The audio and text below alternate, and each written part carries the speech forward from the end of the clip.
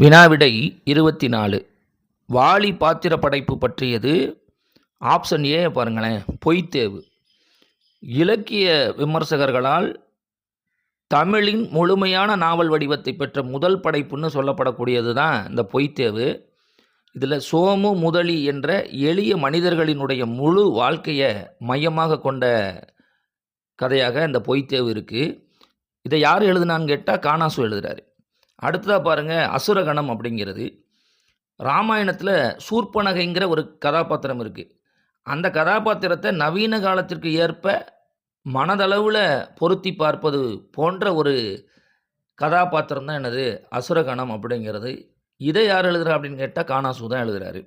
அடுத்ததாக வாழ்ந்தவர் கெட்டால் அப்படிங்கிறது தலைமுறை மாற்றங்களையும் சொத்துக்களையும் அதை தக்க வைப்பதில் மனிதர்கள் எதிர்கொள்ளக்கூடிய சிக்கல்களை மையமாக கொண்ட ஒரு நாவலாக காணாசுவால் படைக்கப்பட்டது தான் அந்த வாழ்ந்தவர் கெட்டால் அப்படிங்கிறது.